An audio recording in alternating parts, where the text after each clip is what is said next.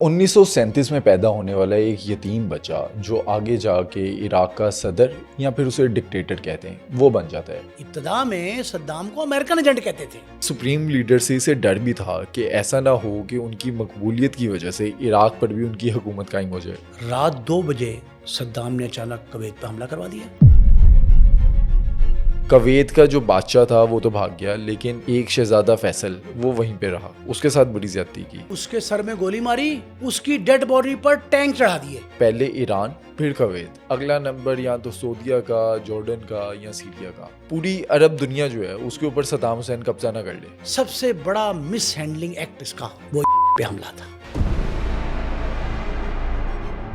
یہ عروج سے زوال تک معاملات آئے کیسے؟ اس کے دور میں 2 جرنیل تھے، انہوں نے دنیا کو یہ باور کرایا اب اس نے ایٹم بم بنایا ہے اور یہ کیمیکل ویپنز کے ذریعے دنیا کو فتح کرنے کا، اپنے مخالفین کو قتل کرنے کا، امریکہ پہ حملہ کرنے کا، اسرائیل پہ حملہ کرنے کا یہ سارا پروگرام بنا رہے ہیں۔ عراق پر حملہ کرنے سے پہلے صدام حسین اور اس کے بیٹے جو ہیں ان کو کہا گیا تھا کہ تم لوگ خود ہی عراق چھوڑ کے چلے جاؤ۔ داڑھی بڑی ہوئی، بال بڑے ہوئے، شکل عجیب طرز کی، جو چکا چون محل میں رہتا تھا، اعلیٰ سے اعلیٰ کھانا کھاتا تھا، وہ محض ہوا پہ جی رہا تھا، خفیہ طور پہ رہ رہا تھا۔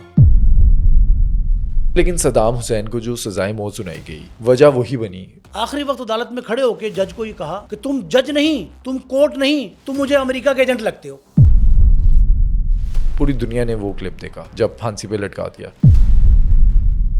دوستو، صدام حسین عراقی صدر یا پھر ایک آمر، یا آپ کہہ سکتے ہیں کہ ایک ہیرو یا پھر ایک ویلن۔ آج کے پوڈ کاسٹ میں ہم صدام حسین کی زندگی کے تمام پہلو کو دیکھیں گے۔ ہم یہ جانیں گے کہ صدام حسین نے کس طرح سے ایران کویت پر جنگیں مسلط کی، کس طرح سے اپنے ہی شہریوں کو قتل کیا، کس طرح سے کیمیکل ویپنز کا استعمال کیا، اور کیا سچ میں صدام حسین ایٹم بم بنا رہا تھا۔ اور آج کے پوڈ کاسٹ میں آپ جانیں گے کہ عراق کے ایک چھوٹے سے علاقے سے نکلا یتیم بچہ عراق کا سب سے طاقتور ترین شخص کیسے بن گیا، دنیا کے لیڈرز میں سے ایک کیسے بن گیا۔ اس پوڈ کاسٹ کو اینڈ تک ضرور دیکھیں، اور اگر آپ نے اب تک اس چینل کو سبسکرائب نہیں کیا تو ابھی سبسکرائب کریں اور بیل آئیکن پر کلک کریں۔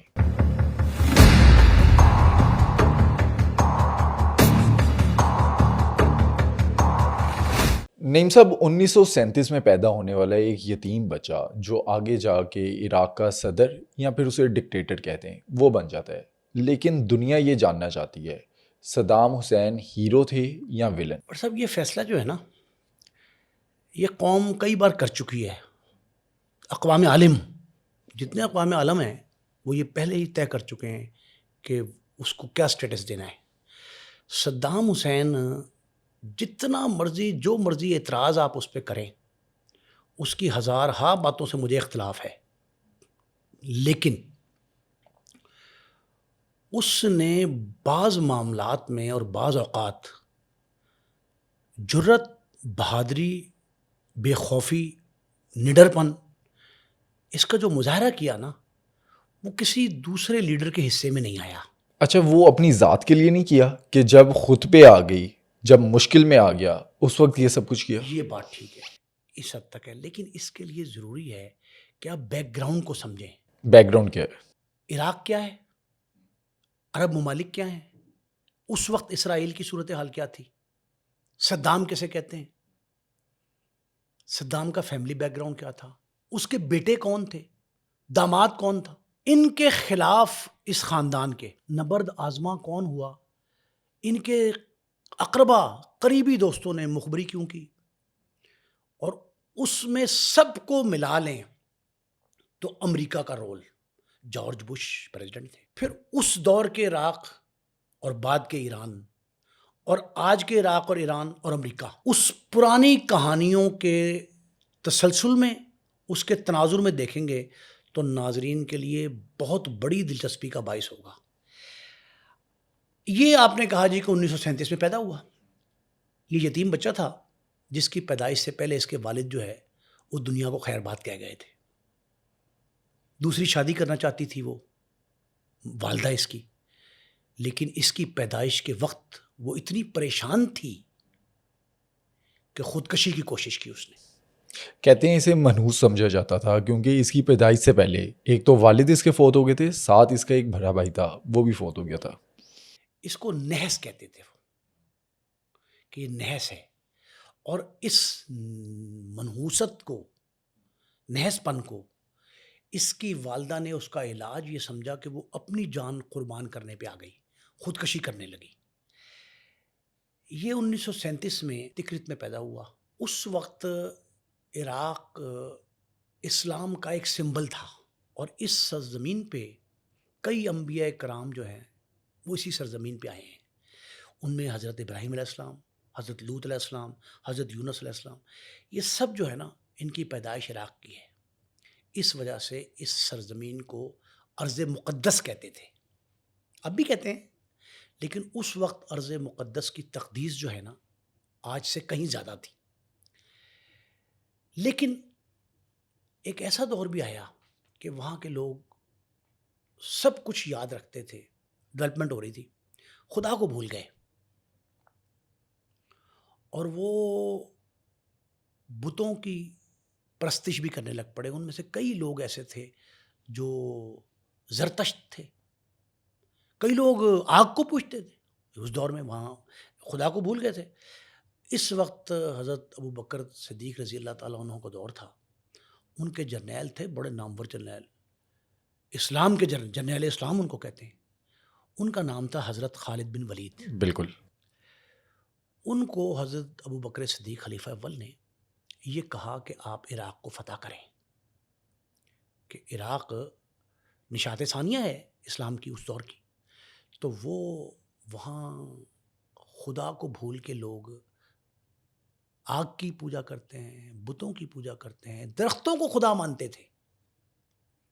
اب درخت تو خدا کی ایک پیداوار ہے نا، تخلیق ہے ایک نا، تو وہ اس کو بھی خدا مان لیتے تھے۔ تو انہوں نے کہا جی حضرت خالد بن ولید کو، اور جنرل تھے اس وقت کے، جرنیل تھے ان کے، کہ آپ سپہ سالار ہیں تو آپ عراق کو فتح کریں۔ وہ مسلمانوں کا کنٹرول جو تھا نا وہ تقریباً 1300 سال تک، 1300 سال سے زائد عرصہ تک مسلمانوں نے حکومت کی تھی عراق پہ۔ میں اس لیے تناظر اس کا منظر نامہ جو ماضی اور جو ماضی قریب ہے وہ بتا رہا ہوں۔ 1300 سال سے زائد جو ہے مسلمانوں کا کنٹرول رہا تھا عراق پہ۔ اور اس کے بعد پھر برطانیہ نے قبضہ کر لیا۔ برطانیہ نے قبضہ اس لیے کیا کہ مسلمان آہستہ آہستہ خدا کو بھول گئے، عیش و عشرت میں پڑ گئے، اور کمزور حکمران نصیب ہوئے ان کو عراق میں۔ اب خلافت عثمانیہ 100 سال پہلے تک خلافت عثمانیہ موجود تھی۔ اس وقت ہوتی ہے پہلی جنگ عظیم، ورلڈ وار فرسٹ، وہ ہوتی ہے، تو اس دوران جو ہے وہ تاج برطانیہ عراق پر قبضہ کر لیتا ہے۔ عراق تسلط میں آ جاتا ہے برٹش کے، اور برٹش جو ہے وہ مطلب ایسے تسلط نہیں تھا، وہ آپ یہ سمجھیں کہ زبردستی چھینا گیا، وہ زبردستی اقتدار چھین لیا گیا مسلمانوں سے عراق کا۔ اور حکمران کون آ گئے؟ آپ یہ سمجھیں کہ ایسٹ انڈیا کمپنی آ گئی، برٹش وہاں اس طرح تھا، وہ وہاں آ کے بیٹھ گئے، اور جو عراقی بادشاہ تھے ان کے ساتھ ساتھ باقی عرب بھی وہ پپٹ تھے، ایک نمائشی سربراہ کے طور پہ کام کر رہے تھے۔ لیکن عراق کی جو بادشاہت ہے نا وہ اس حد تک کمزور پڑ گئی کہ تخت عراق جو ہے وہ ہچکولے کھانے لگا۔ اب میں نے صرف بیک گراؤنڈ بتایا ہے کہ جس دور میں صدام نے آنکھ کھولی اس کی حالت یہ تھی کہ گرد و نواح کے عراق سمیت گرد و نواح کے بادشاہت کے جو حکمران تھے نا، تخت نشین، وہ پپٹ تھے، عرب کمزور پڑ گئے تھے، اسلام کی نشاط ثانیہ جو ہے وہ بھی اس طرح کی تھی کہ ان کے کنٹرول میں نہیں تھی۔ اب یہ بادشاہ کا کنٹرول جب کم ہوا وہاں، تو اس دور میں ایک بچہ تھا جو گلی میں پھرتا تھا، یتیم بچے جس طرح ہوتے، اس کو چھیڑتے تھے اس کے ساتھی دوست محلے میں۔ بچہ تھوڑا بڑھ رہا تھا، یتیم تھا سخت گیر بچپن سے ہی، تو اس نے اپنے بچوں کی تضحیک، بچے چھیڑتے ایک دوسرے کو، اوئے آئے اوئے یہ والا، اس نے اپنے ہاتھ میں ایک راڈ پکڑ لیا، یتیم بچہ سخت گیر، طاقتور، مضبوط جسم کا، اس نے ہاتھ میں ایک راڈ پکڑ لیا. جب یہ بچے اس کو چھیڑتے تو وہ یتیم بچہ کیا کرتا؟ اس کے ہم جولی تھے, لیکن جب چھیڑتے تو کیا کرتا تھا؟ وہ راڈ ان جسم کے کہیں اور نہیں مارتا, سر میں مارتا تھا. اچھا, یہ صدام حسین 10-12 سال کی عمر کا یتیم, سایہ پدری سے محروم تھا, باپ فوت ہو گیا پیدائش سے پہلے. یہ فوری طور پہ ان کا رد عمل شو کرتا, ان کے سر میں مارتا. اس نے 10-12 بچے زخمی کر دیے اپنے ساتھی. تو لوگوں نے کہا جی کہ ایک جناتی بچہ ہے, جناتی بچہ, کہ جی یہ جو ہے سر میں راڈ مارتا ہے اور زخمی کرتا ہے. انہوں نے اپنے بچوں کو اس سے بچانا شروع کیا, اور اس کا خوف دھاک بیٹھ گئی ان بچوں پہ. اس نے کہا جی کہ یہ کسی وقت بھی جو ہے نا ہمارے پہ حملہ کر کے ہمارا سر پھاڑ دے گا. تو اس کی وجہ سے نا اس نے دوستوں نے اس کو چھیڑنا بند کر دیا. اس کی ایک جان تو چھوٹ گئی. لیکن اس کے پیدائش کے وقت 2 سانحات ایسے ہو چکے تھے جس سے اس کی والدہ پریشان تھی. ایک اس کے والد صاحب داغ مفارقت دے گئے, دوسرا اس کا بھائی بڑا وہ دنیا سے چلا گیا. تو اس کو کہا, اس کی ماں اور اس کی سہیلیوں نے, اس کی خالہ 2-3 تھیں, اس کے ماموں, وہ کہتے تھے کہ یہ نحس ہے, منحوس ہے. اس کے آنے پہ, اس کی ولادت پہ, اس کی پیدائش پہ خوشی کا اظہار نہیں کیا گیا. ماں نے خودکشی کی کوشش کی. کیوں؟ کہ اس کے آنے سے, دنیا میں آنے سے پہلے ہی اس کا بھائی بھی چلا گیا, اس کے والد. تو اس کو نحس کہتے تھے, کہتے منحوس ہے, اس کو اس سے بچاؤ. تو یہ اپنا گھر بار جو ہے نا یہ چھوڑ کر اپنے ماموں کے پاس چلا گیا. اور ماموں کون ہے؟ ماموں کی ایک سیاسی پارٹی تھی عراق میں. بات چھوٹی سی پارٹی تھی, 40-50-60 لوگ تھے, زیادہ بڑی نہیں تھی. یہ ماموں کے پاس جاتا ہے. کیوں جاتا ہے؟ صرف اس وجہ سے کہ اس کو پتہ لگا اس کی ماں جو ہے, پہلے اس نے خودکشی کی کوشش کی, پھر اس کی سہیلیوں نے, رشتہ داروں نے, بہنوں نے سمجھایا, تو اس نے دوسری شادی رچا لی. اور کہتے ہیں سوتیلا باپ جو تھا وہ مارتا بہت تھا اسے. وہ بہت مارتا تھا, ماں بھی مارتی تھی. نحس جو کہتے تھے اس کو کہ منحوس ہے تو, منحوس سمجھ کے اس کو مارتے تھے. یہ اپنے ماموں کے پاس گیا. ماموں کی پارٹی جو ہے وہ ایک امرج کر رہی تھی. ماموں کو نوجوانوں کی ضرورت تھی, یہ بڑا ہو گیا تھا, تو یہ ماموں کے ساتھ رہنے لگا. اور سیاسی جماعتوں میں میکسیمم 50-100 لوگ ہوں گے, اتنے سے زیادہ نہیں تھے. یہ ان لوگوں کے ساتھ سیاسی ورکر کے طور پہ, جماعتوں میں نا کچھ چھوٹے موٹے بچے بھی ہوتے ہیں, ان چھوٹے موٹے کام, یہ پانی پلا دو, بینچ سیدھا کر دو, کرسیاں لگا دو, اسٹیج تیار کر لو, یہ اس طرح کے بات کرتے تھے. اس وقت امریکہ میں جو اس کی CIA تھی نا, امریکی خفیہ ایجنسی CIA, وہ بڑی ایکٹیو تھی. امریکہ کو یہ پتہ لگا کہ ایک ایسی جماعت ہے عراق میں جس کے ارکان کی تعداد تو کم ہے, لیکن سخت جان سخت گیر ہیں وہ لوگ. امریکہ اس ٹائم پہ استعمال کر سکتا تھا. امریکہ کا خواب تو ہمیشہ یہ رہا ہے کہ وہ عالمی تسلط قائم کر لے اپنا. تو اس وقت بھی ان کے ذہن میں لامحالہ یہی ہوگا. تو امریکن CIA نے اس جماعت سے رابطہ کیا اور ان سے کہا جی کہ ہمیں والنٹیئرز چاہیے, اور پیڈ والنٹیئرز ہوں گے. اور پرپس کیا تھا؟ پرپس تھا کہ ہم عراق میں اپنا تسلط قائم کرنے کے لیے راہ ہموار کریں گے ان چاق و چوبند جرأت مند نوجوانوں کے ذریعے. اس جماعت کے 40-50 لوگ چلے گئے امریکن CIA کی گود میں. امریکن CIA نے ان کی پرورش کی, دست شفقت رکھا. امریکیوں نے اس دست شفقت میں جو ہے نا ایک نوجوان پہ ان کی نظر پڑی.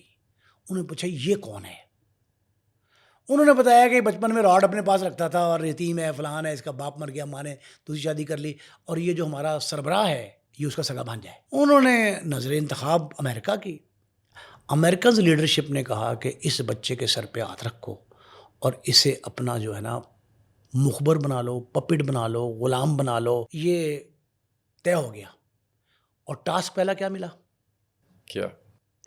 امریکن CIA نے اس کو ٹاسک دیا, اس گروہ کو جو وہیں کا لوکل تھا, عراقی وزیر اعظم پر حملہ کرنا ہے.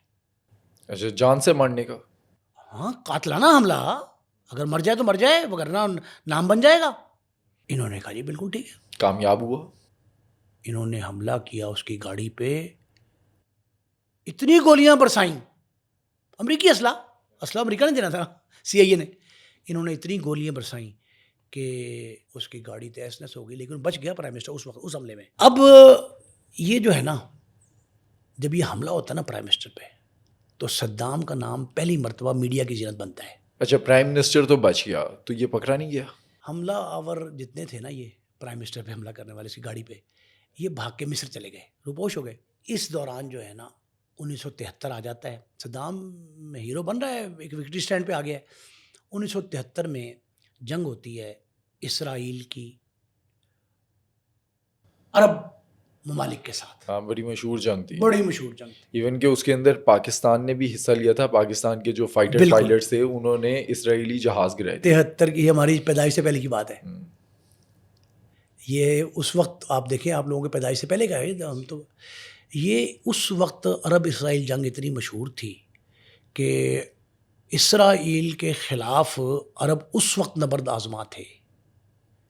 70s میں 70s کا مڈ نہیں ابھی آیا تھا کہ یہ فوری طور پہ جنگ جو ہے اپنے اتنے عروج پہ پہنچی کہ اسرائیل کو پوری مکمل حمایت حاصل تھی امریکہ کی. پورے عرب کے لیے یہ لمحہ فکریہ تو تھا.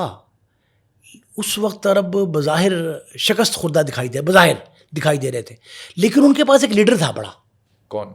اس کا نام تھا شاہ فیصل. کون تھا شاہ فیصل؟ سعودی بادشاہ.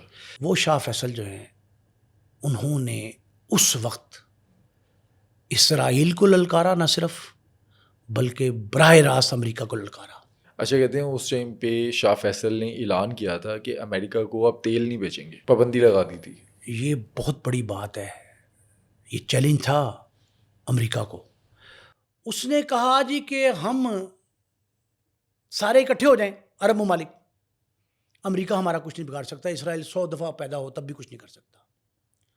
تو پہلا ہتھیار کیا تھا عرب ممالک کے پاس؟ ان کا تیل, پیٹرولیم مصنوعات کی فروخت پر پابندی لگا دی کہ اب ہم امریکہ کو کسی ریٹ پر بھی نہیں کریں گے. اچھا, اس وقت بھی تیل کی جو پیٹرولیم کی مصنوعات ہیں ان کے نرخ بڑھ گئے تھے 400%, یعنی یہ بڑھ گئیں, جس کا فائدہ کس کو ہوا؟ عراق کو. لامحالہ ہونا تھا کہ وہاں سے تیل کی پیداوار جو ہے وہ امریکہ جانا بند ہوئی. اچھا, اس دوران صدام اور ان کے ساتھی جو ہیں نا وہ مصر سے واپس آ گئے, اور مصر سے واپس آ کر انہوں نے اصل میں وہ ایجنٹ بیسیکلی امریکہ کا, ابتدا میں صدام کو امریکن ایجنٹ کہتے تھے, اور امریکہ کا وہ اس قدر منظور نظر تھا کہ وہ امریکہ سارے فیصلے اس کے ذریعے بعد میں ثابت ہوا یہ کہ سارے کے سارے امریکہ کے جو فیصلے تھے وہ امپلیمنٹ کس کے ذریعے کرواتا تھا؟ صدام حسین کے ذریعے. صدام وطن لوٹتا ہے, وطن لوٹنے کے بعد تختہ الٹتا ہے, تختہ الٹ کے نائب صدر بن جاتا ہے. اب جب نائب صدر بنتا ہے تو سب سے پہلا کام اس نے جو ہے نا یہ کیا کہ تیل کے نرخ جو ہیں وہ اپنے کنٹرول میں کر لیے. برطانیہ سے لے کے اپنے کنٹرول میں کر لیے. امریکہ کو فروخت کا آرڈر نہیں کیا, لیکن اس نے عراق میں اصلاحات کا اعلان کر دیا. تعلیمی اصلاحات, صحت کی اصلاحات, روزگار کے مواقع, پھر ہاسپٹل, بے تحاشا اسکول اسپتال قائم کر دیے. لوگوں نے کہا کہ یہ تو لبریٹر بن گیا ہے. عراق کا لبریٹر کہا ابتدا میں, امریکن ایجنٹ کے طور پہ مشہور تھا, لیکن عراق کا جو ہے نا لبریٹر بنا. پہلا کام تو اس نے رفاہ کا کام کیا, فلاح کا. دوسرا کام نیا کیا کہ عراق کی کرنسی کو اتنا مضبوط کر دیا کہ ڈالر اور پاؤنڈ دو ہی مشہور تھے.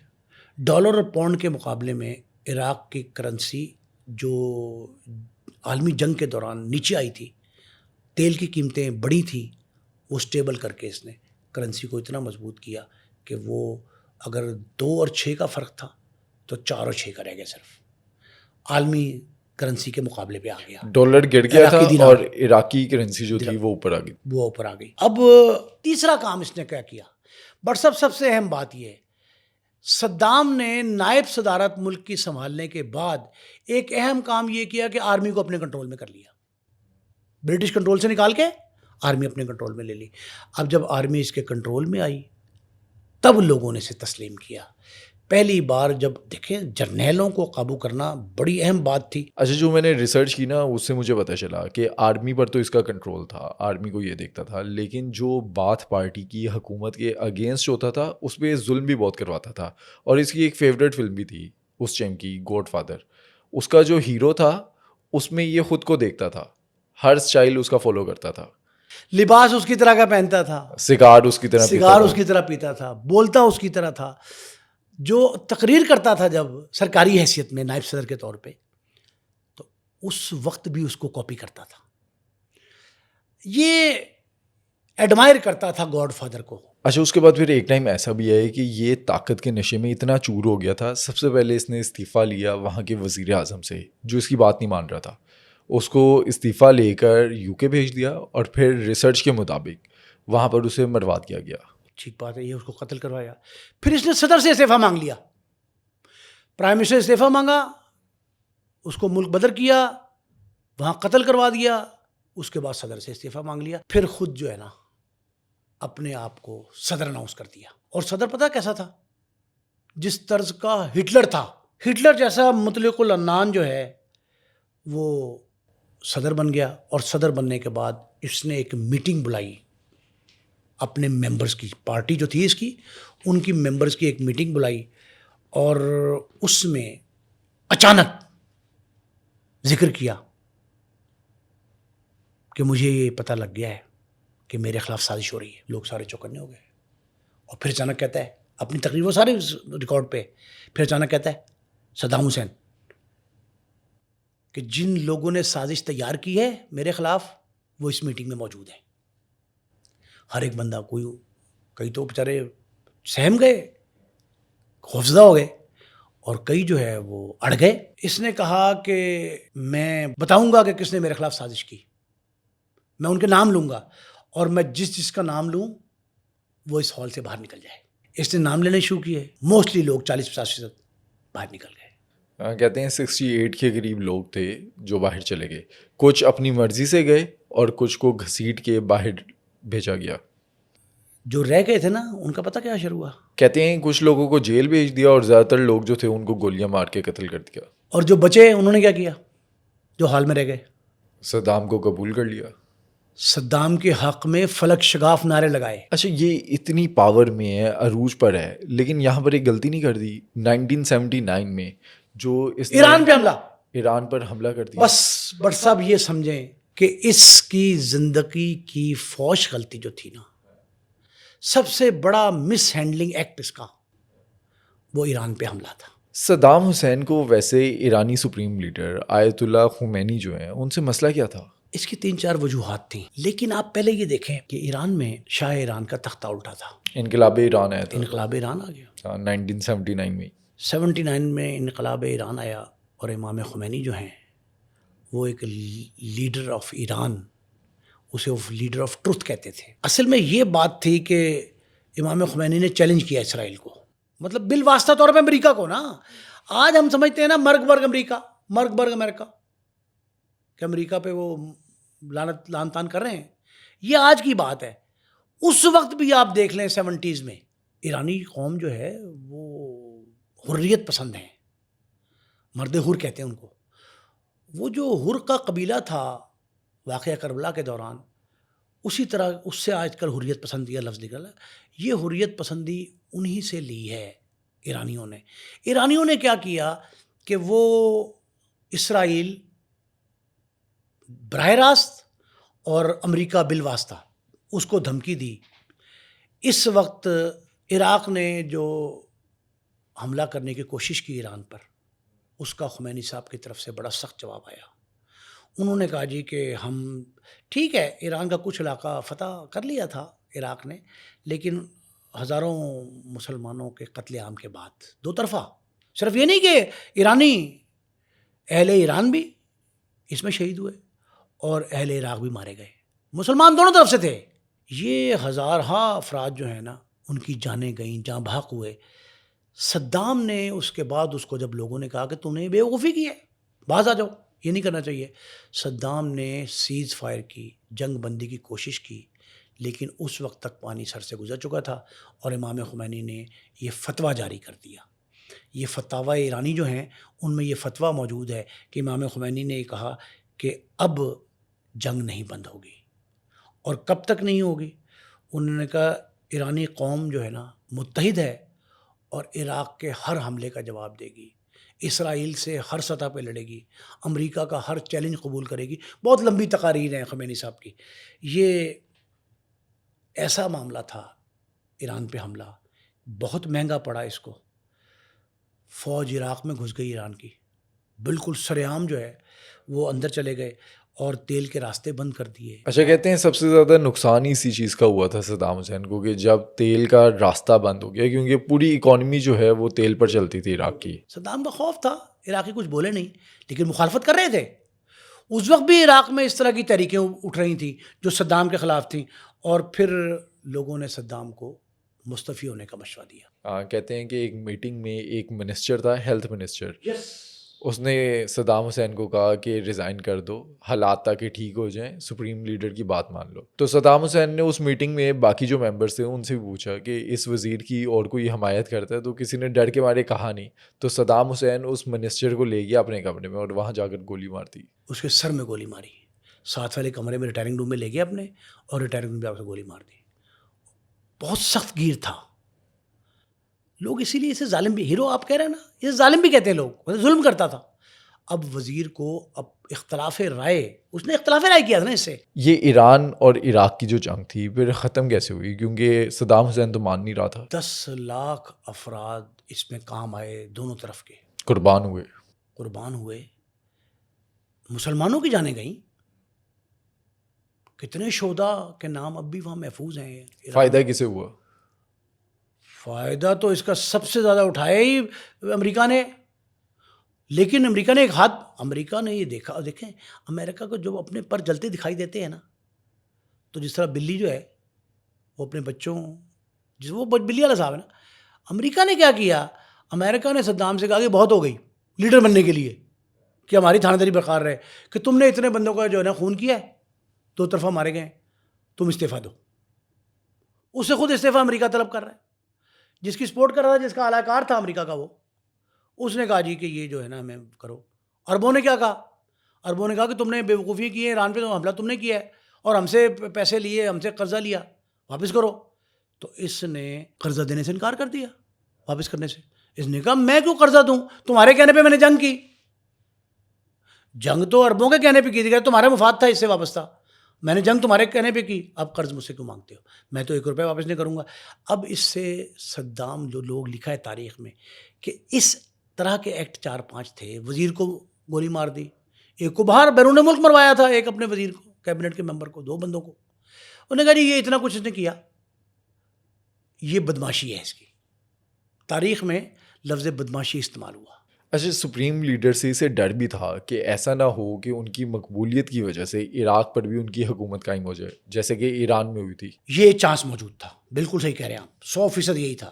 لیکن دوسری طرف کیا ہوا، اس کا ایک فائدہ کویت نے اٹھایا. کیسے؟ اس وقت جب تیل کی رسد بڑھ رہی تھی، عراق نے ہاتھ کھینچ لیا، عربوں نے ہاتھ کھینچ لیا، اس میں کویت جو ہے منظر عام پہ آیا، اور اس نے تیل کی سپلائی جو ہے نا وہ اپنے تئیں بڑھانا شروع کر دی. کویت میں کنویں تو تھے، تیل سپلائی تو کر سکتا تھا وہ. رات 2 بجے صدام نے اچانک کویت پہ حملہ کروا دیا. اب ایران پہ حملے کے بعد وہ تسلط اپنا بھی قائم کرنا چاہتا تھا اس عرب اسٹیٹ میں. عرب اسٹیٹس کے اوپر دھاک بٹھانے کے لیے اس نے رات کو 2 بجے 90 میں کویت پہ حملہ کرا دیا. اب کویت پہ حملے کے بعد 2-3 روز تک جنگ رہی. کویت تو چھوٹا علاقہ تھا، صدام کا تسلط قائم ہو گیا، صدام کی تھانہ داری میں اور اضافہ ہو گیا. جو اسے ایران کی شکست کے بعد جو کمزوری محسوس ہو رہی تھی، وہ کویت پر حملے کے بعد، اور شکست کویت کو شکست سے 2-4 بظاہر تو یہی تھا، عملاً تو کویت ہار گیا. تو کویت کے اس حملے کے دوران صدام کو اپنی طاقت پہ مزید گھمنڈ ہو گیا، اور اس نے کہا جی اب میں جو ہے نا اس علاقے کا پکا تھانہ دار ہو گیا ہوں. ایران سے جنگ میں نے کر لی، ان کو چیلنج کیا، اب اس پہ حملہ کر دیا. اس پہ صدام نے 2 سے 3 روز میں قبضہ کر لیا کویت پہ. کویت کے جو آئل فیلڈ تھا سب سے بڑی بات، وہ اپنے تسلط میں کر لیے. اچھا، اس ٹائم پر یہ بھی کہتے ہیں کہ حملہ کرنے سے پہلے جو کویت کا بادشاہ تھا وہ آنکھیں دکھا رہا تھا صدام حسین کو، وہ اپنا قرضہ واپس مانگ رہا تھا. تو باقی سب سے تو اس کی بات چیت چل رہی تھی، وہ مان نہیں رہا تھا کویت کا بادشاہ. تو اس نے پھر حملہ کر دیا. جب حملہ کیا تو 2 سے 3 دن میں پورے کویت پہ اس نے، صدام حسین نے قبضہ تو کر لیا. کویت کا جو بادشاہ تھا وہ تو بھاگ گیا، لیکن ایک شہزادہ فیصل وہ وہیں پہ رہا، اس کے ساتھ بڑی زیادتی کی. اس کے سر میں گولی ماری، اس کی ڈیڈ باڈی پر ٹینک چڑھا دیے. اس کی لاش کی جتنی بے حرمتی رسوائی اس نے کروائی صدام نے، اس کی مثال بھی تاریخ میں نہیں ملتی. اس کے بعد اہل کویت بھی اس کے مخالف ہو گئے. صدام کو ایران کے حملے اور کویت پر حملے بہت مہنگے پڑے اور یہی اس کی بڑی غلطی تھی.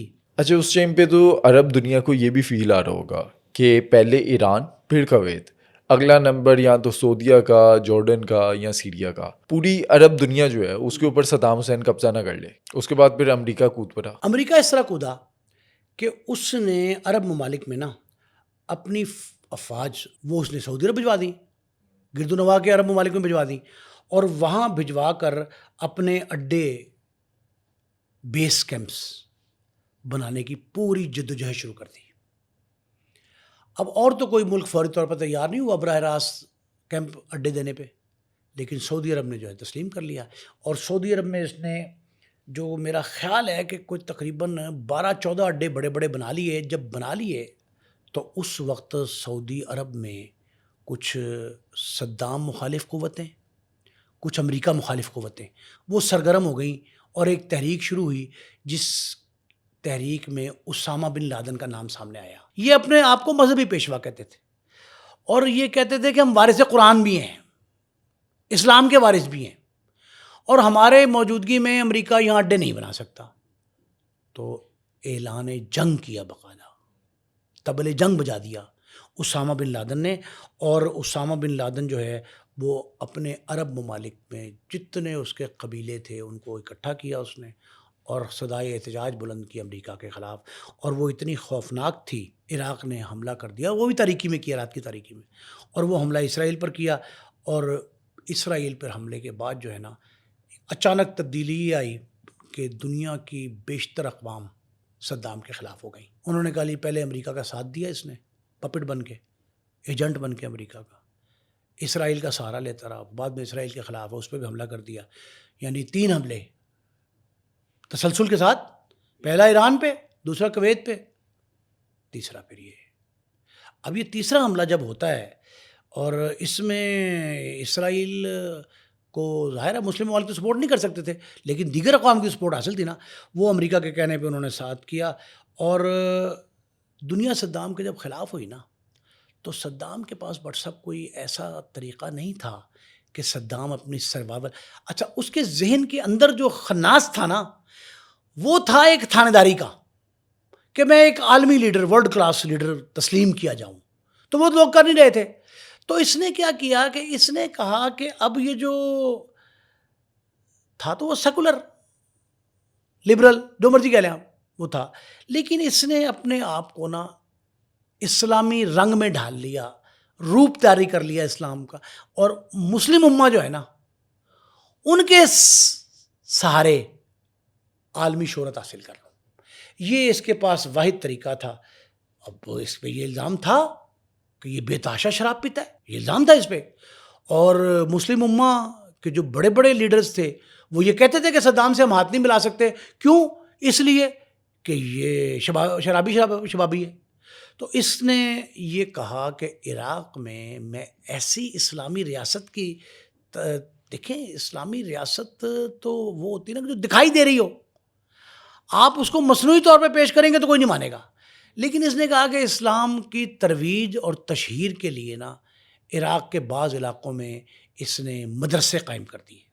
کہتے ہیں شراب پر بھی پابندی لگا دی، اپنے بلڈ سے جو ہے وہ قرآن پاک لکھوایا. ہاں لکھوایا نہیں، حکم دیا کہ میری زندگی میں میرے خون سے قرآنی آیات کی تحریر کی جائے. ہاں ہو بھی گئی تھی، ہو گئی تھی، شروع ہو گئی تھی، ہوتی نہیں، بات تک ہوتی نہیں. اب یہ ایک اور تبدیلی ہوئی تھی، یہ جو عراق کے جھنڈے پہ آج اللہ اکبر لکھا ہے نا، یہ بھی صدام کے دور میں تھا. مطلب اس نے اپنے آپ کو پورا اسلامی لیڈر ظاہر کیا. یہ سارے واقعات ایسے تھے جو بہت زبردست قسم کے نا اس کے لیے عرب میں ایک حمایت پیدا کر سکتے تھے. اچھا لیکن یہ اسٹل طاقت کے نشے میں چور تھا. اس نے بچوں پر اور اپنے شہریوں پر جو باغی ہو گئے تھے اس سے، ان پر کیمیکل ویپن کا استعمال کیا. یہ اس کے خلاف جو علم بغاوت بلند کرے، صدائے احتجاج بلند کرے، اس کو چھوڑتا نہیں تھا. ایک اور قصہ ہے بڑا مشہور. اس کے دور میں 2 جرنیل تھے جو اس کے صف اول کے سپہ سالار تھے. کہتے ہیں داماد بھی تھے اس کی، دونوں داماد تھے، اس کی بیٹیوں کو بیائے تھے. وہ ملک سے فرار ہو گئے عراق سے، دنیا کے سامنے آ گئے. دنیا کے سامنے آ گئے. انہوں نے ریڈیو اس وقت بڑا عام تھا، انہوں نے ریڈیو پر تقاریر کی اور کہا یہ جاتا ہے کہ اس کو امریکہ کی حمایت حاصل تھی. امریکہ نے ان کو تشہیر دی، پبلسٹی دی. انہوں نے صدام کے خلاف وہ زہر اگلا کہ پوری دنیا صدام کے خلاف صدائے احتجاج میں شامل ہو گئی. بٹ صاحب یہ امریکہ نے ایک ایسی گیم الٹا دی کہ وہ دو جرنیل جو اس کے داماد بھی ہیں، انہوں نے اس کے خلاف علم بغاوت بلند کیا اور اس کا پنجابی میں کہتے کچا چٹھا، وہ سارا کچا چٹھا بیان کر دیا. انہوں نے دنیا کو یہ باور کرایا کہ صدام دنیا کے لیے ایک بہت بڑا چیلنج بن جائے گا. اب اس نے ایٹم بم بنایا ہے اور یہ کیمیکل ویپنز کے ذریعے دنیا کو فتح کرنے کا، اپنے مخالفین کو قتل کرنے کا، امریکہ پہ حملہ کرنے کا، اسرائیل پہ حملہ کرنے کا یہ سارا پروگرام بنا رہا ہے. اور یہ سارا اسکرپٹڈ تھا امریکہ کا. امریکہ نے یہ اس کو فیڈ کیا تھا دونوں جرنیلوں کو. یہ اس کے پروردہ تھے، اعلی کار تھے. ان دونوں جرنیلوں نے 3-4 مختلف ممالک میں بیٹھ کر ایسا پروپیگنڈا کیا جس سے صدام خود بھی پریشان تھا، لیکن اہل عراق بہت پریشان تھے کہ یہ کیا ہو رہا ہے، کہ ہماروں میں سے ہی ہے، بیچ میں سے، اور داماد ہے. یہ بڑا ہوشیار تھا، اس نے فون کیا ان کو خود اور داماد سے کہا پیار محبت میں کہ تم واپس آ جاؤ، تمہارے سارے مطالبات مان لیے جائیں گے. دھوکے میں، بھروسے میں لا کر وہ بھروسے میں آ گئے. اس نے چیٹنگ کر کے واپس بلایا. وہ واپس آئے، جہاز ابھی اترا نہیں تھا. اس نے پیغام بھجوایا ان دونوں کو کہ خاموشی سے میری دونوں بیٹیوں کی طلاق بھیج دو، اگر نہ بھیجی طلاق تو تمہیں مروا دیا جائے. وہ واپس آتے ہیں، ان کو پکڑ لیتا ہے، ان کو سزا دیتا ہے، قتل کروا دیتا ہے. جب قتل ہوتا ہے تو پوری دنیا میں یہ پھیل جاتی ہے بات، امریکہ پھیلاتا ہے. انہوں نے کہا جی کہ اس کے خلاف جو ہے نا کارروائی ہونی چاہیے اور اس کی جو بیٹیاں ہیں ان کو منظر عام پہ لایا جائے. امریکہ کا پلان تھا کہ منظر عام پہ لایا جائے. پہلے تو بدنامی کرائی جائے صدام کی کہ جناب اس نے اپنے داماد مروا دیے، 2 جرنیل، نقصان کیا عراق کا. دوسرا ان سے کہا جی بیٹیوں کو منظر عام پہ لے کے آؤ کسی طرح، اور بیٹیاں ہی کہیں کہ ہمارے شوہروں کو کس نے مروایا؟ ہمارے باپ نے. بیٹیوں سے کہا گیا، بیٹیوں نے انکار کر دیا. ان کا ہم تو نہیں کہتے اپنے باپ کی بات. اچھا، بیٹیاں کہتی ہیں کہ ہمارے بھائی نے، یعنی کہ یہ صدام بعد کے میں بیٹے نے. یہ سیکنڈ آپشن تھا. پہلی کوشش یہ کی گئی امریکہ کی طرف سے کہ بیٹیاں آ کے یہ کہیں کہ ہمارے شوہروں کو مروایا صدام نے، ہمارے باپ نے. اس نے کہا جی کہ نہیں، ہمارے بھائی نے مارا ان کو، بھائی نے مروایا. جب یہ بات پھیلی تو اس کی تحقیق میں، تصدیق میں، مزید تفتیش میں یہ پتہ لگا کہ بیٹے کو کس نے کہا تھا؟ صدام حسین نے. بیٹے کو صدام نے کہا تھا کہ اپنی بہنوں کے غدار شوہروں کو قتل کر دو. وہ غداری کا تمغہ سجا کے ان کو قتل کروایا گیا. اور یہ اود صدام بڑا بیٹا تھا جس نے یہ سارا ایکٹ کیا اور پھر بڑی بے دردی سے گولیاں ماری. اچھا، یہ جو بیٹا تھا کہتے ہیں بہت ہی عیاش تھا. بیٹا باپ سے بھی 2 ہاتھ آگے تھا. اود صدام کی ساری کہانیاں میں میڈیا میں دیکھتا رہا. اس دور میں اتنا الیکٹرانک میڈیا نہیں تھا، پرنٹ کی زینت بنی ہے. اود صدام کے بارے میں یہ بات چھپتی رہی اخبارات میں. جتنے اخبار شائع ہوتے تھے دنیا بھر میں، ان میں اودے کی جو حرکتیں تھیں ان کا ذکر ہوتا تھا. اور اودے کے بارے میں کہا جاتا تھا کہ وہ اپنے محل میں طوائفیں بھی رکھتا ہے، غلام بھی رکھتا ہے، کنیزیں بھی رکھتا ہے، شراب اور شباب کی محافل بھی سجاتا ہے. اودے کے بارے میں سب کچھ مشہور تھا. اور اودا جو ہے نا وہ عالمگیر شہرت کا حامل ظالم شخص تھا. اچھا، یہ دن کیسے بدلے؟ یہ عروج سے زوال تک معاملات آئے کیسے صدام حسین کے؟ 3 جنگیں میں نے آپ کو بتائیں، ایران کی، عراق کی، اور پھر اسرائیل پر جو حملہ کیا اور 2 جنرلز کو مار دیا، اپنے کیبنٹ کے بے شمار لوگوں کو مار دیا. کویت پہ حملہ، ہاں، قبضہ، یہ سارا کچھ اس کے خلاف کیا. ایک دوسرا یہ ہے کہ صدام نے اپنے اوپر آخری وقت میں جب اس پہ ابتلا کا دور آیا تب اپنے اوپر اسلام نافذ کرتا دکھائی دیا. وہ کہ جی میں اسلام عائز آدمی ہوں. اسلامی لیڈر بننے کی کوشش وہ کی. اسلامی لیڈر کی ناکام کوشش تھی. اس کو لوگ جو ولن مانتے ہیں نا، ولن اسی لیے مانتے ہیں، وہ ہیرو نہیں کہتے اس کو، وہ کہتے ظالم بھی تھا، بیٹا بھی ظالم تھا، پدرم سلطان بود. میں نے صدام حسین پہ بے شمار ڈاکومنٹریز دیکھی. صدام حسین ایک ٹائم ایسا آیا کہ وہ ڈرتا تھا کہ کہیں اس پر حملہ نہ ہو جائے. صدام حسین کہیں پر بھی جاتا تھا کسی کو پتہ نہیں ہوتا تھا کہ اصلی صدام حسین کون ہے. باڈی ڈبل رکھے ہوتے تھے. مطلب کہ 3 اگر ایونٹس ہیں تینوں جگہ صدام ہے لیکن کسی کو یہ نہیں پتا کہ اصلی صدام کون سا ہے, کہ کہیں پر بھی ہٹ ہو سکتا ہے. امریکہ کی اس پر نظر تھی. پر صاحب پہلے تو آپ یہ سمجھیں کہ عرب ممالک کی بہت سی تحریکیں اس کے خلاف تھیں. اس کا اپنا بیٹا اودے صدام, وہ اس سے بہت تنگ تھا صدام, لیکن جو غلط کام تھا نا, برے گندے کام, وہ اس سے کرواتا تھا. اس وجہ سے اس کی سرپرستی کرتا تھا. اور یہ آخر وقت تک بھی اس کا ساتھ دیتا رہا, یہ ٹھیک ہے. لیکن جب اس کے دونوں داماد جنرلوں نے یہ بات پھیلائی دنیا میں کہ یہ ایٹم بم کا خواب دیکھ رہا ہے, کیمیکل ویپن استعمال کرنے کے, دنیا کو نقصان پہنچانے کے ارادے رکھتا ہے, تو اس وقت اس خوف میں مبتلا تھی دنیا. اچھا, لیکن جب یہ ایسی باتیں سامنے آئی کہ یہ ایٹم بم بنا رہا ہے یا اس نے بنا لیا ہے اور کیمیکل ویپنز جو ہیں اس نے تیار کر لیے ہوئے ہیں, اس ٹائم پہ ایک ٹیم عراق میں گئی اور چپا چپا چھان مارا, کہیں کچھ نہیں ملا. کہ WMD تھے کہ وہاں پر شاید ہوں گے لیکن نہیں ملے, اور بعد میں انہوں نے پورا عراق تباہ کر لیا اور کہا کہ ہمیں ملے نہیں. دیکھیں, یورینیم کی افزودگی کے اشارے موجود تھے, کوئی دستاویز نہیں ملی, کوئی ثبوت نہیں ملے ان کو. وہ کہتے ہیں جی کہ یہ جرنیلوں نے کسی کے ایما پر, ذرا امریکہ تھا, کہ ایما پر بدنام کرنے کی کوشش کی ہے. بڑا نقصان اٹھایا ان ٹیموں نے, بڑا پیسہ خرچ, اخراجات جو ہوئے ان پہ, انہوں نے ہر چیز کھال کے مار دی, ادھر سائڈ پہ رکھ دی, لیکن ملا انہیں کچھ نہیں. اس دوران 9/11 آ جاتا ہے 2001 میں, جو ورلڈ ٹریڈ سینٹر امریکہ کا, اس پہ حملہ ہوتا ہے. اور جارج بش نے براہ راست الزام کس پہ لگایا؟ صدام پر, صدر صدام پر. یہ الزام لگایا کہ یہ اس نے پوری کوشش کی ہے, بیک کیا ہے, سپورٹ کیا ہے اسامہ بن لادن کو. حملہ آوروں کو, اسامہ ہی تھا نا, اس پہ الزام تھا حملہ آوروں کو. اس کا ثبوت کوئی نہیں ملا. ویسے بعد میں امریکہ نے تعلق بھی نہیں تھا, کوئی تعلق بھی نہیں تھا, لیکن صدام کا نام لے کر بدنام کرنے کی کوشش تو جارج بش نے, امریکن پریزیڈنٹ نے وائٹ ہاؤس سے یہ جاری کیا ہے. کہتے ہیں کہ عراق پر حملہ کرنے سے پہلے صدام حسین اور اس کے بیٹے جو ہیں ان کو کہا گیا تھا کہ تم لوگ خود ہی عراق چھوڑ کے چلے جاؤ. وہ لوگ گئے نہیں, اس کے بعد پھر حملہ کر دیا اور پھر انہیں بھاگنا پڑا. دیکھیں, یہ تقریباً 2003 کا میرا خیال تذکرہ ہے. یہ 2003 میں امریکی صدر نے خود ٹی وی پر آ کر کہا, جارج بش نے, کہ میں 2 دن کا 2 روز کی مہلت دے رہا ہوں. 2 دن کی 2 روز کی, یعنی اب 24 گھنٹے نہیں 48 گھنٹے سمجھ لیں, مہلت دے رہا ہوں کہ باپ بیٹا نکل جائیں, وگرنہ ان کے ساتھ جو ہے نا ہم سخت سلوک کریں گے اور ان کو مروا دیا جائے گا. یہ امریکہ نے پھر حملہ کیا ہے, ہزاروں بم گرائے ہیں عراق پہ, بیشتر علاقوں پہ قبضہ کر لیا.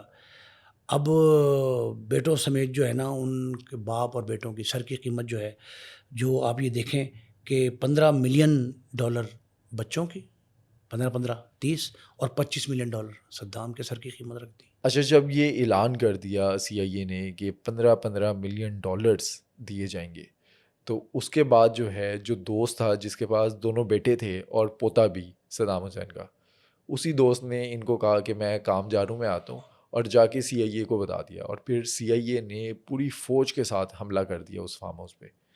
بٹ صاحب, یہ جو بیٹے جہاں چھپے تھے نا جا کے, ان کا دوست تھا, ایک فارم ہاؤس تھا, یہ وہاں سارا دن کھیلتے تھے ویڈیو گیم نام تھی, بلیئرڈ بھی کھیلتے تھے. جب یہ کھیلتے تھے تو وہ اچانک یہ خبر جب منظر عام پہ آئی, میڈیا کی زینت بنی کہ سر کی قیمت رکھ دی ہے امریکہ نے, صدر نے خود کہا ہے, تو وہ لالچ میں آ گیا. ان کا دوست جو میزبان تھا, اس نے کہا میں کام جا رہا ہوں, واپس آتا ہوں. یہ سیدھا گیا CIA سینٹر جا کہا کہ جناب میرے پاس ہیں وہ لڑکے, میں آپ کو ملوا دیتا ہوں, آپ آ جائیں. انہوں نے جناب جدید ہتھیاروں سے حملہ کیا اس فارم ہاؤس پہ اور دونوں کو مار دیا. لیکن یہ دونوں نے مرنے سے پہلے کیا کیا بٹ صاحب پتہ آپ کو؟ مقابلہ کیا ان سے پورا مقابلہ کیا. اور مقابلے کے بعد جب وہ کچھ دیر بعد وہاں گئے, اندر داخل ہوئے, تو دونوں بیٹے اس کے ادے اور ساتھی مرے پڑے تھے, لیکن پھر بھی فائرنگ ہو رہی تھی. انہوں نے کہا یہ تو بیٹے تو مر گئے, یہ فائر کون کر رہا ہے؟ صدام حسین کا پوتا.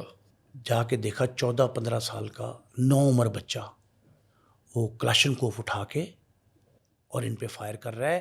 باپ اور چچا کے مرنے کے بعد جب اس صورتحال کا سامنا دیکھا تو انہوں نے اس بچے کو پکڑنے کی کوشش کی, پھر اسے مار ڈالا. لیکن وہ جو سر کی قیمت رکھی ہوئی تھی $15 ملین, وہ دوست نے اپنے دوستوں کی, صدام کے بیٹوں کی مخبری کر کے وہ حاصل کر لیا. یعنی کہ ٹوٹل اس کو مل گئے $30 ملین, جو آج کی قیمت اگر روپے میں ہم دیکھیں تو تقریباً 13 ارب بنتے ہیں, 1030 کروڑ.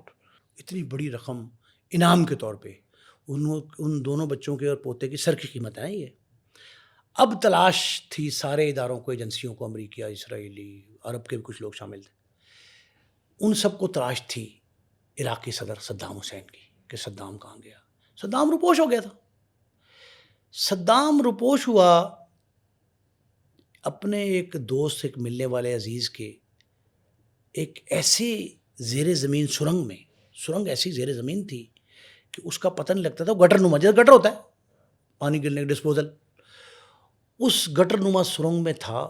داڑھی بڑھی ہوئی, بال بڑے ہوئے, شکل عجیب طرز کی, جو چکا چوند محل میں رہتا تھا, تلائی فرش, تلائی بستر, سونے کے ٹوائلٹ, مخملی, ہیرے جوہرات, اعلیٰ سے اعلیٰ کھانا کھاتا تھا. وہ محض ہوا پہ جی رہا تھا, خفیہ طور پہ رہ رہا تھا. ایک بات ناظرین کے لیے بہت دلچسپی کا باعث ہوگی کہ مچھلی بہت پسند تھی صدام کو. صدام مچھلی کا اتنا شوقین تھا کہ دن کے 2-3 وقت کے جو خوراک ہے ان میں مچھلی ضرور شامل کرتا تھا. اچھا یہ پکڑوایا بھی ایک باورچی کے ذریعے تھا, کیونکہ ایک باورچی اس کو انٹیروگیٹ کیا تھا CIA نے, اور اس نے انفارمیشن دی تھی کہ صدام کو ایک مچھلی بڑی پسند ہے. تو پھر پوری جو فش مارکیٹ ہوتی ہے وہاں پر انہوں نے تحقیقات کی اور وہاں سے سارا ٹریس کیا, اور پھر دوست کے ذریعے وہ اس گھر میں پہنچے. جو شخص, یہ دوست کیسا تھا, جو شخص مچھلی گھر پہنچاتا تھا نا, جہاں پہنچاتا تھا, جہاں بھی سرنگ میں تھا نا, یہ گھر تھا اس کا, مسکن تو وہی تھا, تو وہاں سے اس کا تعاقب کیا گیا. وہ مچھلی لے کے گیا اسی میں اپنے میزبان کو صدام کے دینے کے لیے. وہاں تک پہنچے, اس کو پکڑا, اس سے پوچھا, اس نے کہا جی کہ رسی بتائی. اس نے کہا کہ رسی کھینچو, رسی کے ذریعے جو سارا پتہ لگا. یہ ساری گیم جو ہے نا, جب یہ اس تک پہنچ گئے تو پوچھا, حالت اس کی یہ تھی, حلیہ یہ تھا کہ یقین نہ آیا کہ صدام ہے. تصویر آج بھی سوشل میڈیا پر ہے اس کی, وہ ناقابل یقین ہے, کوئی بندہ شناخت نہیں کرتا اس کو. انہوں نے اس سے پوچھا, اس نے کہا میں ہی صدام ہوں. اب یہ اس نے کہہ دیا کہ جی میں صدام ہوں, اب سرنڈر کر دیا اس نے, ظاہر ہے. وہ تک پہنچتے اس تک گئے تو اسے کہا جی میرا انجام یہ. لگا یہ کہ ایک انتہائی با اختیار شخص اس انداز سے بڑھاپے میں پہنچے گا, اور یہ دن بھی دیکھنا نصیب ہوں گے اس کو کہ جو اس کی حالت کتنی پتلی ہے. کسی کو یقین نہ آیا. پورا عراق جو ہے وہ اس کے سامنے جھکتا تھا. باقاعدہ سرنگوں ہوتے تھے نا, اتنا طاقتور تھا, اور گھمنڈ بھی تھا اس کو طاقت کا.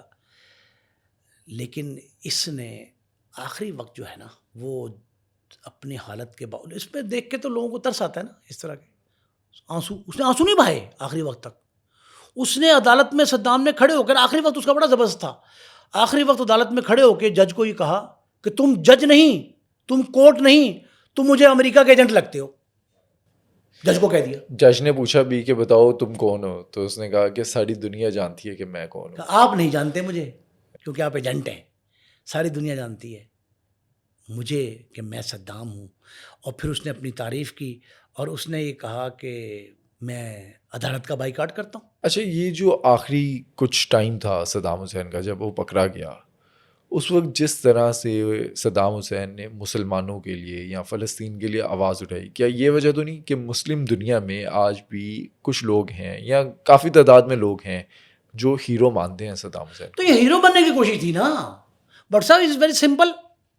اس نے اپنے وقت آخر اپنے آپ کو ہیرو بننے کے لیے یہ کہا کہ تم عدالت نہیں, ایجنٹ ہو امریکہ کے. پھر یہ ہے کہ زور زور سے ہاتھ ہلا کر اٹھا کر مرگ برگ امریکہ, مرگ بر اسرائیل نعرے لگائے عدالت میں. اس نے اسرائیل اور امریکہ پہ لان تان کی کہ جی میں یہ ثابت کروں کہ میں اب بھی مسلمانوں کا لیڈر ہوں. اچھا لیکن صدام حسین کو جو سزائے موت سنائی گئی وجہ وہی بنی جب صدام حسین نے اپنے شہریوں پر، عراق کے شہری جو صدام حسین کے باغی تھے، ان پر کیمیکل ویپنز کا استعمال کیا. اس وجہ سے صدام حسین کو سزائے موت سنا دی. اور پھر کہتے ہیں کہ 30 دسمبر 2006 پوری دنیا نے وہ کلپ دیکھا جب پھانسی پہ لٹکا دیا.